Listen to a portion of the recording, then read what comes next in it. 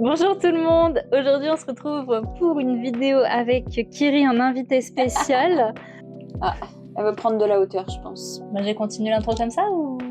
On va vous faire une vidéo non pas sur les animaux, mais une vidéo sur nos one-shot manga préférés. Ouais. En tout cas une petite sélection, on en a choisi 2 chacune.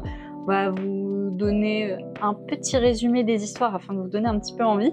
Et n'hésitez pas, surtout par avance, à nous dire si vous avez des idées de one-shot à recommander. Ouais, parce qu'on en a pas tant que ça et on aimerait en découvrir d'autres. Donc voilà. C'est parti ? C'est parti.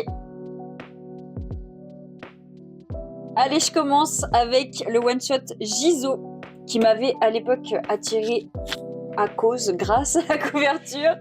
Et en fait, ça s'est révélé être une super lecture. Donc c'est par Mato et Monsieur Tan. Pour ceux qui connaissent, Monsieur Tan, c'est l'auteur de Mortel Adèle. J'étais grave étonnée quand j'ai compris cette info. Et donc dans Jizo, on y suit Aki, un jeune enfant. Et ça commence direct dans le vif puisqu'on le retrouve dans un parc. Et il sait plus trop où est-ce qu'il habite. En tout cas, il retrouve plus le chemin de sa maison. Et puis les gens autour, il y a personne qui le calcule, quoi. Clairement, personne fait attention à lui. Jusqu'à un autre jeune garçon, donc Jizo, qui apparaît, qui sort un peu de nulle part et qui demande à Aki de le suivre. Pourquoi, comment, je vous laisserai découvrir ça.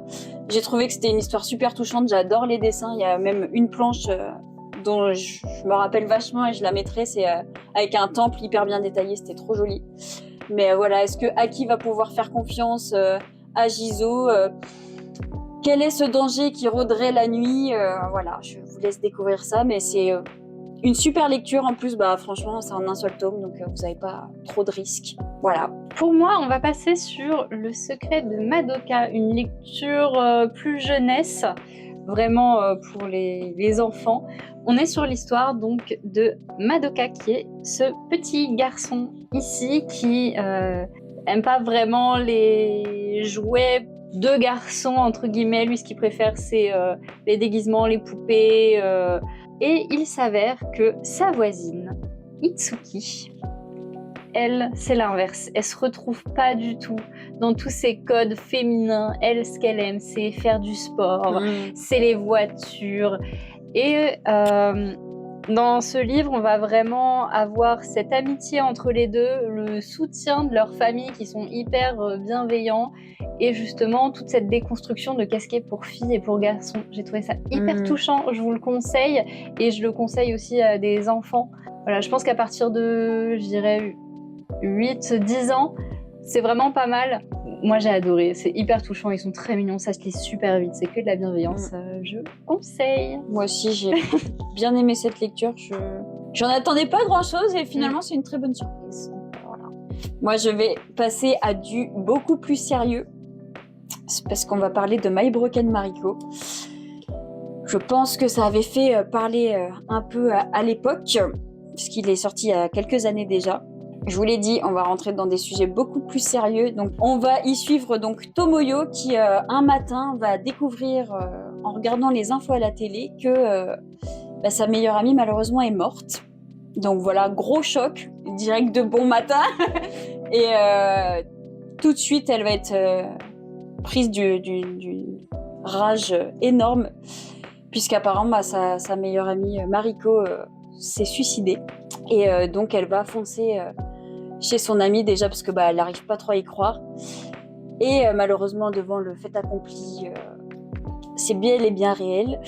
Et elle va décider de voler l'urne contenant ses cendres et de lui rendre un dernier hommage, on va dire. C'est une lecture qui est forcément un peu plus dure à encaisser que les précédentes, mais j'ai trouvé ça hyper intéressant, vachement bien fait.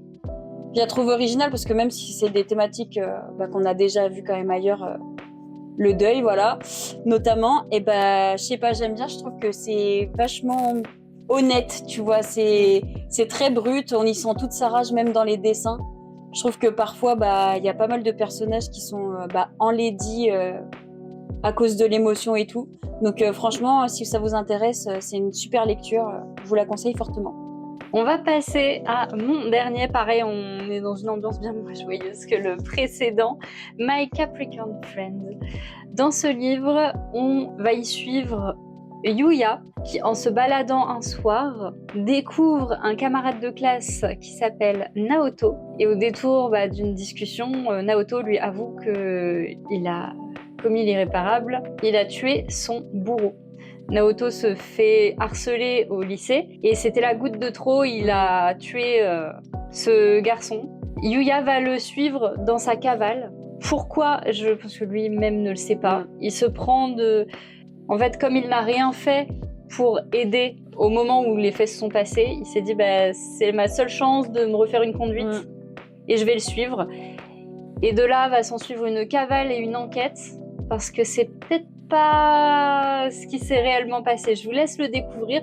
Moi, je l'avais vraiment adoré. Vanessa, tu l'as lu ensuite. J'ai trouvé que tous les personnages étaient vraiment très très intéressants. Tous, même les personnages les plus secondaires, c'est hyper bien ficelé.